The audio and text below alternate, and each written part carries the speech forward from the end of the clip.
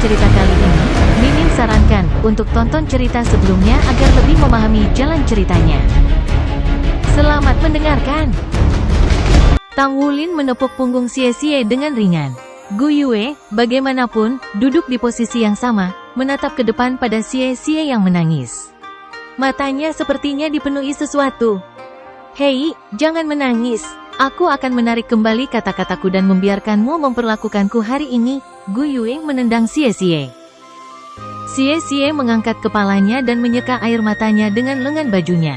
Bukankah aku berbau-bau uang? Gu Yue meringkuk bibirnya sebelum berkomentar, jadi bocah ini suka menyimpan dendam. Xie Xie membalas dengan keras, kami lahir di tahun yang sama, dan kamu bahkan beberapa bulan lebih muda dariku. Jika saya anak nakal, apa kamu? Gadis nakal? Petik 2. Gu Yue membuka stoples tanah baru, dan menundukkan kepalanya untuk memakannya. Dia berbicara sambil makan, saya tidak akan bertengkar dengan seseorang yang baru saja menangis. Saat ketiganya meninggalkan toko daging rebus, Paman Li menatap sosok mereka dan menghela nafas. Anak-anak zaman sekarang memiliki nafsu makan yang besar. Tang Wulin sepenuhnya menunjukkan sikap dewa rakus. Saat mereka bertiga pergi dari satu ujung ke ujung lain jalan makanan, percakapan mereka dipenuhi dengan kebahagiaan dan tawa. Aku kenyang sekarang. Gu Yue memegang bahu Tang Wulin untuk mendapat dukungan sementara Xie Xie melakukan hal yang sama di sisi lain. Tang Wulin menyeringai saat dia berbicara, jika nafsu makanmu tidak cukup besar, jangan mencoba makan seperti dewa rakus ini. Xie Xie memutar matanya. Dewa rakus apa? Anda hanya seorang foodie. Itulah yang ingin saya katakan ketika saya pertama kali menyaksikan nafsu makan Anda yang luar biasa. Petik 2. Tang Wulin bersenandung dengan tenang, ayo, mari kita terus makan karena kamu membayarnya. Xie Xie berteriak keheranan, kamu masih punya tempat untuk makan? Bukankah orang ini sudah makan cukup banyak untuk menyamai seekor sapi utuh saat kita menyusuri jalan ini? Tang Wulin menjawab dengan bangga, ya. Ah, apa itu di sana? Gu Yue memutuskannya tiba-tiba. Tang Wulin dan Xie Xie mengangkat kepala mereka dan mengikuti pandangan Gu Yue. Sepertinya ada keributan di dekat pintu masuk Food Street dan ada banyak penonton yang berkerumun. Posisi toko tampaknya seperti toko daging sapi rebus.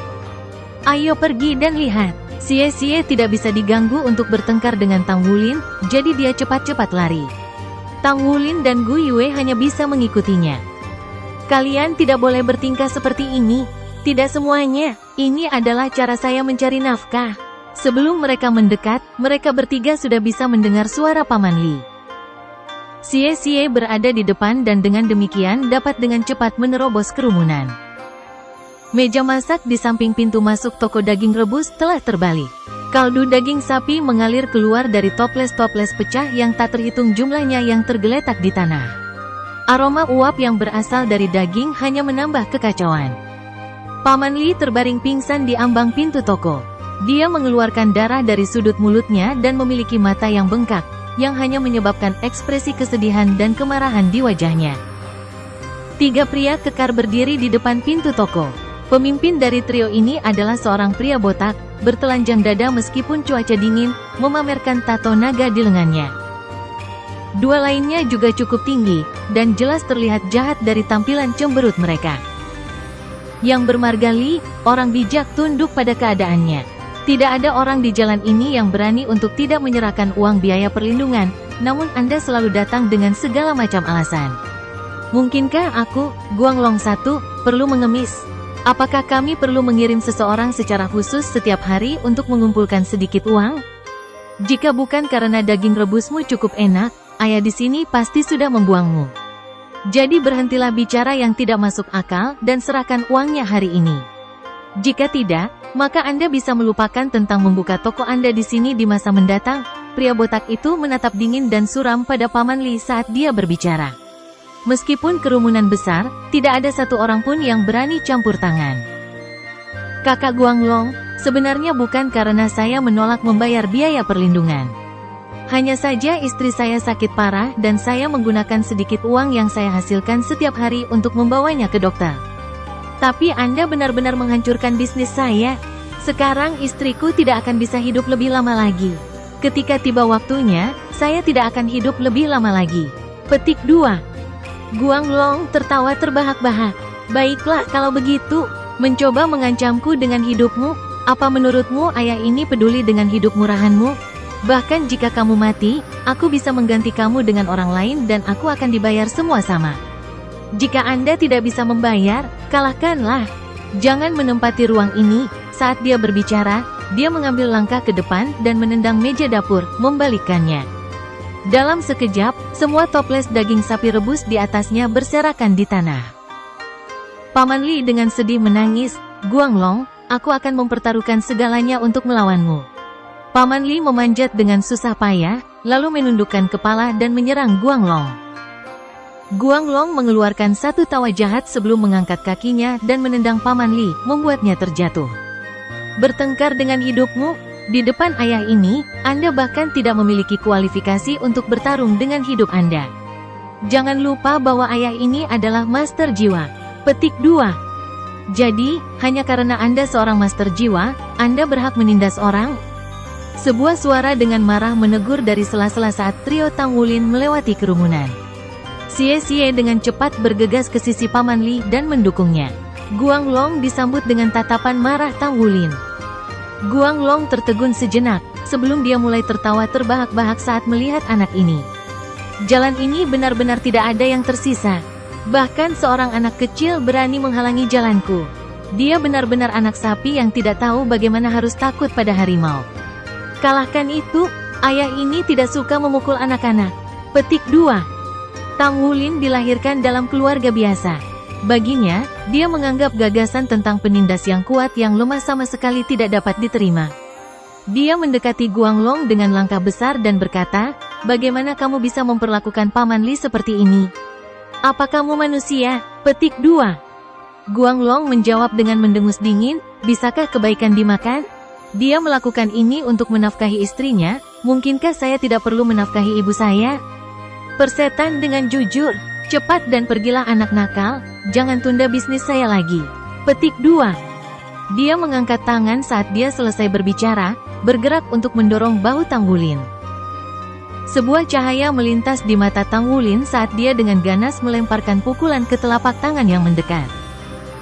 Dengan ledakan, Guanglong dikirim kembali secara mengejutkan. Tang Wulin, bagaimanapun, juga tertegun.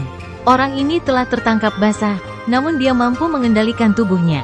Kekuatannya pasti tidak lemah. Petik 2. Baiklah, nak.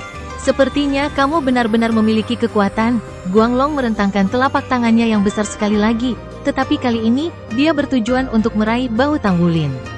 Tato naga di lengan berototnya menjadi kencang, menunjukkan penampilan yang garang. Titik terkuat Tang Wulin bukanlah jiwa bela dirinya, tetapi kekuatannya. Dia mengangkat tinjunya lagi dan mengirim pukulan lagi. Suara teredam lain terdengar, tetapi kali ini, Tang Wulinlah yang mundur. Dia merasa seolah-olah telapak tangan Guanglong seperti tembaga cor, dan bahkan dengan kekuatannya yang menakjubkan, dia masih dirugikan. Tang Wulin didorong mundur 2 langkah. Guanglong juga ketakutan. Dia sudah memberikan sedikit kekuatan pada genggamannya barusan, namun kekuatan di balik pukulan anak itu benar-benar mampu membuatnya gemetar dan kehilangan pegangannya. Bagus, nak, kekuatanmu bukan apa-apa untuk ditertawakan. Guanglong maju selangkah lagi dan berusaha meraih Tang Wulin sekali lagi. Tepat pada saat itu, seutas rumput blue silver ditembakkan dari tangan kanan Tang Wulin dan dalam sekejap mata, bin digunakan pada Guanglong. Tanah tiba-tiba menjadi lunak di bawah kaki Guanglong dan dia merasa seolah-olah sedang tenggelam ke dalam tanah. Dia tidak dapat mengerahkan kekuatannya sama sekali. Kemudian sesosok tubuh membumbung tinggi ke langit ke arahnya dan mendarat, kakinya tergantung di bahunya. Tiba-tiba, belati muncul di lehernya, mengancamnya. Tang Wulin, Gu Yue, dan Xie telah menjalani pelatihan khusus bersama selama 3 bulan terakhir. Sekarang, mereka memiliki pemahaman yang lengkap satu sama lain. Begitu mereka melihat Tang Wulin kehilangan kekuatan, Gu Yue dan Xie secara bersamaan meluncurkan serangan mereka untuk mendukungnya. Guanglong lengah saat belati naga cahaya tiba-tiba muncul di tenggorokannya. The Blue Silver Grace ditarik karena Tang Wulin dan Xie sama-sama sangat percaya diri. Minta maaf pada Paman Li dan bayar kerugiannya. Jika tidak, aku akan membunuhmu. Xie berkata dengan dingin yang tak tertandingi. Hatinya segera dipenuhi dengan amarah saat dia melihat Paman Li yang baik hati diganggu.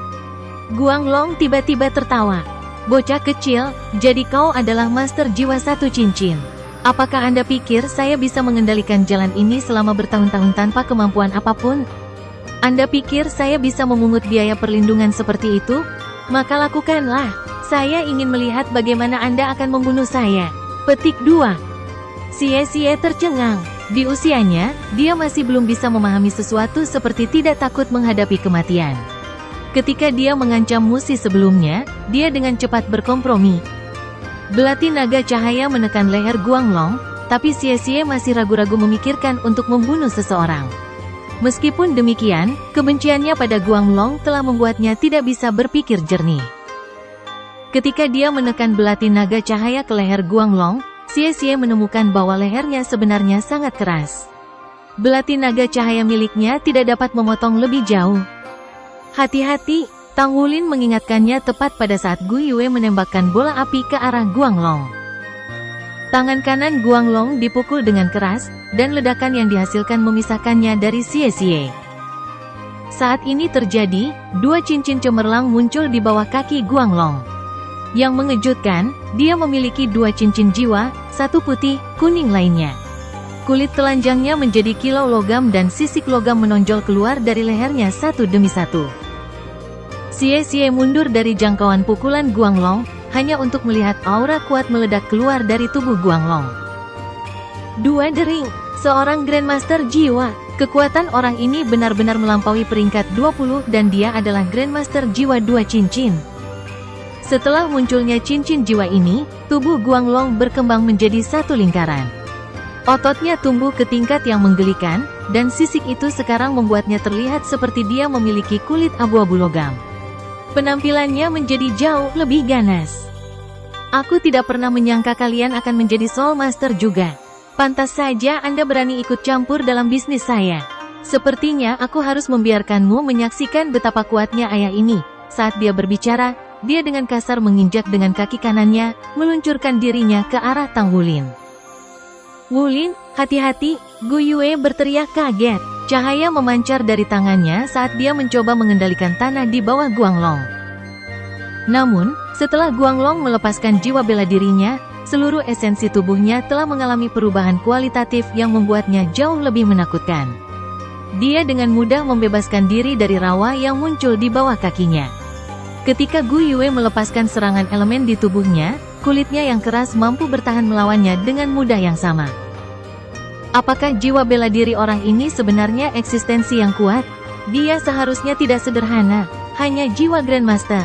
Kekuatan jiwanya mungkin di atas peringkat 25.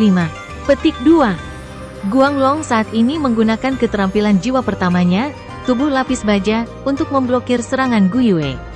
Adapun belati naga cahaya Xie tidak mungkin menembus pertahanannya.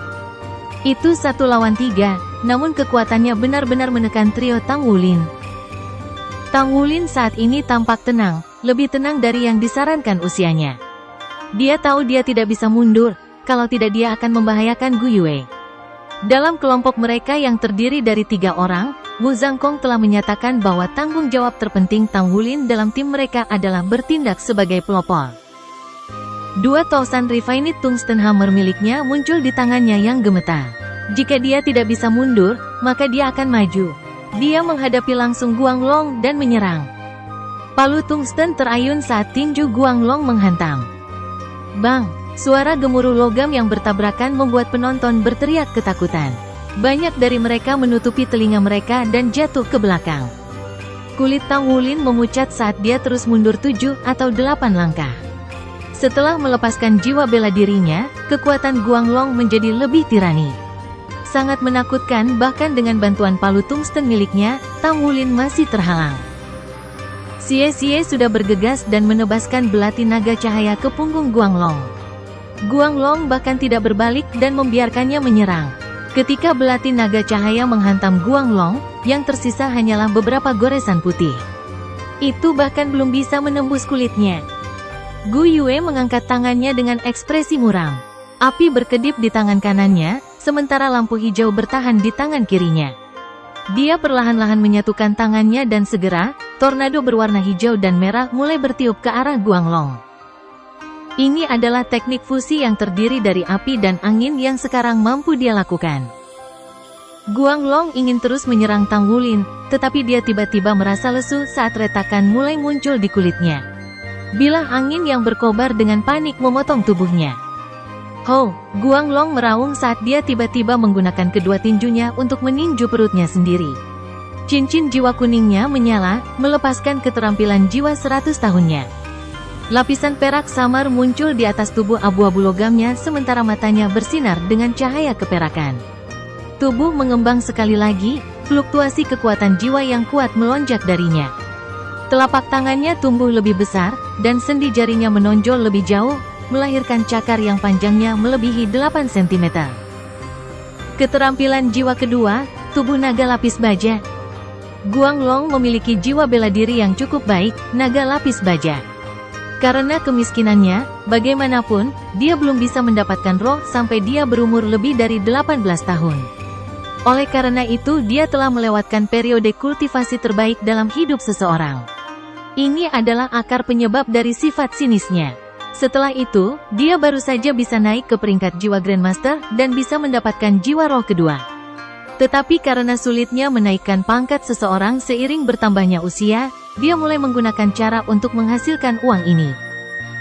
Jiwa bela diri naga lapis baja, bagaimanapun, benar-benar bisa dianggap sebagai jiwa bela diri kelas tinggi. Dua jiwa roh yang dia pilih juga sangat benar. Ketika skill jiwa keduanya meledak, terlepas dari apakah itu kekuatan ofensif atau defensifnya, mereka semua telah ditingkatkan ke tingkat yang sama sekali baru. Kekuatan jiwa peringkat 27 meletus keluar, segera menekan trio Tang Wulin. Pusaran api Gu Yue bertemu dengan keterampilan jiwa kedua Guanglong dan setelah beberapa saat dibubarkan oleh kekuatan jiwa tiraninya. Tang Wulin memanfaatkan kesempatan ini untuk mengganti palu tungstennya dengan palu perak berat 1000 halus. Ini bukan akademi, juga bukan pelatihan. Mereka menghadapi lawan sejati, dan dia tidak bisa menahan diri dalam situasi seperti itu. Palu perak berat di kanannya dilemparkan langsung ke Guanglong, seutas rumput blue silver terhubung ke pegangannya. Guanglong menggeram dan mengangkat telapak tangan untuk menepis palu perak yang berat itu. Bang! Palu dan cakar bertabrakan. Kekuatan yang tak terhentikan ditransmisikan melalui tabrakan mereka, menyebabkan Tang Wulin mengeluarkan erangan kesakitan sebelum dia dikirim terbang. Dia terbang ke dinding toko daging sapi rebus. Dia hanya merasakan energi yang kuat memasuki tubuhnya, menyerang perutnya. Dia hampir batuk darah. Wulin, Gu Yue berteriak. Dalam sekejap, dia berada di depan Tang Wulin, menghalangi Guanglong untuk melanjutkan pengejarannya. Sebuah bola cahaya meledak, membutakan Guanglong. Xie juga berputar ke depan. Dengan belati naga cahaya di tangan, dia mengeluarkan beberapa sinar cahaya. Untungnya, mereka telah menghadapi Wu Zhangkong berkali-kali dalam pelatihan khusus mereka. Dalam menghadapi tekanan seperti itu, mereka sama sekali tidak panik. Guanglong merentangkan tangannya. Dia benar-benar mengabaikan serangan Xie dan dengan ganas melemparkan dirinya ke depan dalam upaya untuk memeluk Gu Yue. Ketiga bocah ini sudah membuatnya marah. Gu Yue mengangkat tembok bumi di depannya, tapi segera dihancurkan oleh Guanglong. Dengan kontrolnya terhadap elemen, dia bisa menggunakan elemen luar angkasa untuk memindahkan dirinya sendiri, tapi dia tidak melakukannya. Ini karena Tang Wulin ada di belakangnya. Pada saat ini, Gu Yue hanya merasakan pinggangnya menegang saat seluruh tubuhnya segera terangkat.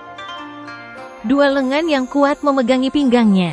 Pada saat ini, suara Tang Wulin bergema, "Biarkan aku menghadapinya."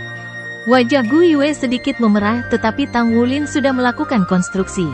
Dengan palu perak yang berat, dia mengarahkan serangan ke Guanglong. Guanglong tersenyum muram dan jelek. Dua tinju dan dua palu menamparkan. Bum! Bum, bum. Tang Wulin melompat ke udara, dan dengan tambahan palu, kekuatannya meningkat pesat. Guanglong, namun, telah menunjukkan keterampilan yang baik, tubuh lapis baja dan tubuh naga lapis baja. Menyatukan keduanya telah meningkatkan ketangguhannya ke tingkat yang menakjubkan. Tang Wulin terlempar secara paksa sekali lagi, serangan pengap keluar. Teteskan darah dari mulut dan hidungnya. Tanggapan Xie sangat cepat. Dia berlari di belakang Tang Wulin dalam sekejap mata, berharap dapat mendukung Tang Wulin dan mencegahnya terjatuh. Tapi dia meremehkan kekuatan tubuh Tang Wulin. Setelah memegang tubuh Tang Wulin, keduanya dibanting ke tanah. Ini justru dihancurkan dengan paksa.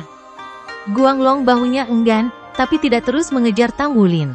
Sebaliknya, dia melihat ke arah penonton di sekitarnya. Kamu melihat, jika Anda berani menantangku, inilah hasilnya.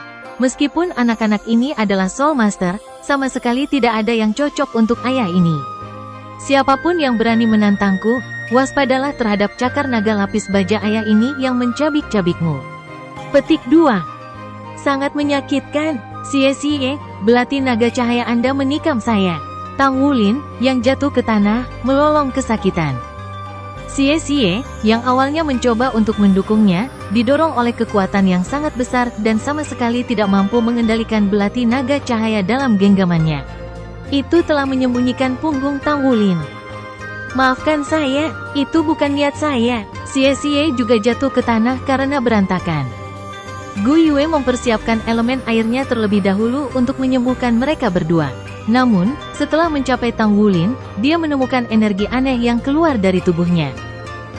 Panas sekali, tubuh Tang Wulin bergetar ringan. Panas yang membara dari luka di punggung, menyebar ke seluruh tubuhnya.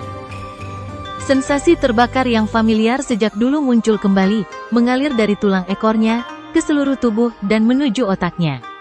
Tubuhnya terasa seolah-olah api dinyalakan dan telah melepaskan gelombang panas yang intens dari tubuhnya. Gelombang panas ini benar-benar menghilangkan sesak di dalam dada Tang Wulin saat dia dikirim terbang oleh Guanglong. Kekuatan jiwa di dalam tubuh Tang Wulin juga meningkat, tetapi dia hanya merasa bahwa ketakutan berada dalam kekacauan. Tanpa dia tahu bahwa kekuatannya telah meningkat ke tingkat yang mengejutkan, seolah-olah sekarang bisa mengejutkan langit dan bumi. Tang Wulin menoleh untuk melihat tangan miliknya tanpa sadar menunjukkan bintik-bintik emas muncul di punggung tangannya. Seluruh lengan sekitarnya terasa seperti terisi ulang dan bergetar ringan. Peningkatan kekuatan yang sangat besar itu semuanya berasal dari tangan skema. Timbangan emas. Ini adalah timbangan emas yang sebelumnya muncul. Beberapa bulan telah berlalu, dan Tang Wulin hampir melupakan sisik emas yang pernah muncul ini. Sekarang, mereka tidak hanya muncul kembali, mereka juga muncul kembali pada saat dibutuhkan. Setelah raungan yang dalam, Tang Wulin melompat dengan kekuatan penuh dan melaju ke arah Guanglong. Xie gagal menghentikan Tang Wulin dan meneriakinya, "Wulin, jangan pergi." Gu Yue, namun, tetap diam karena dia dengan jelas melihat kemunculan tiba-tiba sisik emas di leher Tang Wulin. Ekspresinya tumpul. Apa itu? Guanglong berteriak dengan arogan saat dia melihat Tang Wulin mendekatinya. Namun kali ini, dia hanya memiliki satu palu.